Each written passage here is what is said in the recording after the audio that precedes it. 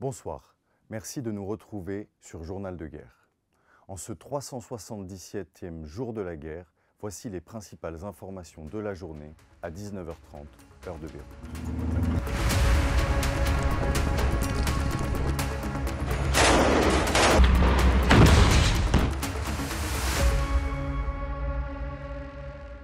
Nous commençons par la situation au Liban.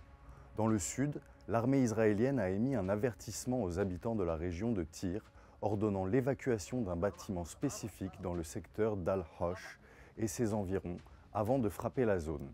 Des avertissements ont également été adressés aux habitants d'Al-Abbasiyya et de Tyr et d'Al-Wardaniya. Ce matin, des avions de chasse israéliens ont mené des frappes aériennes sur plusieurs villages. Et en fin d'après-midi, des frappes massives ont ciblé le complexe commercial Shbeib sur la route principale entre Harouf et Shbayet, le détruisant complètement. Des frappes de drones israéliens ont également été signalées dans plusieurs villages, y compris à Mivdon. Selon l'agence de presse Markaziya, le Hezbollah a déjoué une tentative de l'armée israélienne d'entrer sur l'axe Ramia al-Oza-Dibeil, infligeant des pertes aux troupes israéliennes. Des hélicoptères ont été aperçus entrant dans cette zone pour évacuer les soldats blessés. Le Hezbollah a publié des déclarations annonçant que ses combattants avaient ciblé des rassemblements de soldats israéliens et touché 4 chars avec des missiles guidés.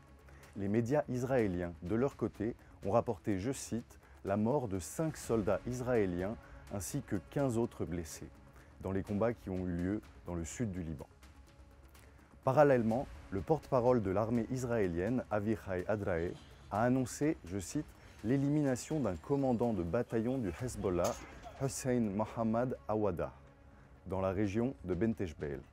Dans la région de la Beka, des frappes aériennes israéliennes ont visé plusieurs zones, notamment Tmin, Al-Fawa, Sarin al-Tahta à l'est de Baalbek, ainsi que la ville de Sarin. Ces frappes sont survenues après qu'Avichai Adrae ait émis des avertissements urgents aux habitants de la région pour évacuer les cibles potentielles. Dans la région du Chouf, la ville d'Al-Wardaniya a connu une importante vague de déplacements après l'avertissement émis par l'armée israélienne. À Beyrouth, un bâtiment dans le centre-ville abritant les bureaux de la chaîne Al Jazeera ainsi que les ambassades de la Norvège et de l'Azerbaïdjan a été évacué à la suite de menaces présumées israéliennes qui se sont finalement révélées être un canular. En Palestine, Israël a annoncé avoir tué le chef du Hamas, Yahya Sinwar, lors d'une opération à Gaza. Un responsable israélien de la sécurité a informé l'AFP que l'armée procédait à un test ADN sur le corps d'un combattant pour confirmer l'identité de ce dernier. Selon les médias israéliens, la mort de Sinwar a déjà été confirmée. Dans le nord de Gaza, à Jabalia, 2 hôpitaux ont rapporté que des frappes aériennes israéliennes sur une école abritant des déplacés ont tué au moins 14 personnes. Une évaluation soutenue par l'ONU a averti qu'environ 345 000 Gazaouis seront confrontés à des niveaux catastrophiques de famine cet hiver en raison de la baisse des livraisons d'aide avec un risque persistant de famine généralisée.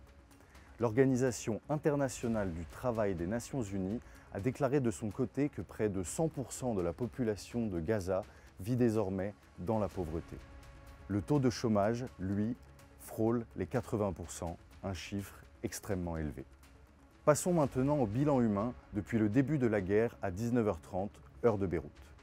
Le ministère libanais de la Santé a rapporté que 2373 personnes ont été tuées et 11 106 autres blessées, suite aux attaques israéliennes contre le pays depuis le 8 octobre 2023.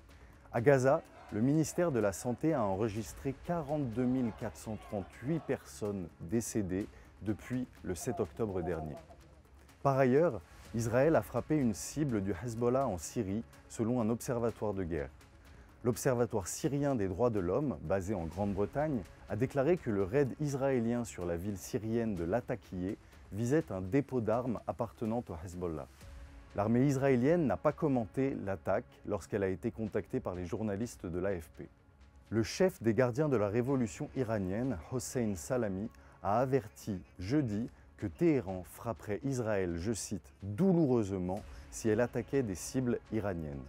Dans les zones contrôlées par les Houthis au Yémen, les États-Unis ont mené plusieurs frappes de bombardiers B-2 sur des installations de stockage d'armes, comme l'ont confirmé les autorités militaires américaines ainsi que le département de la Défense.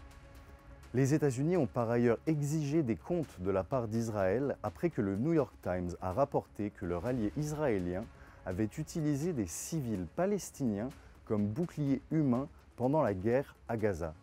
C'est tout pour le récapitulatif d'aujourd'hui. Retrouvez-nous demain pour un nouveau bilan de la situation. Et d'ici là, restez connectés sur notre site web icibeyrouth.com et sur nos réseaux sociaux. Merci.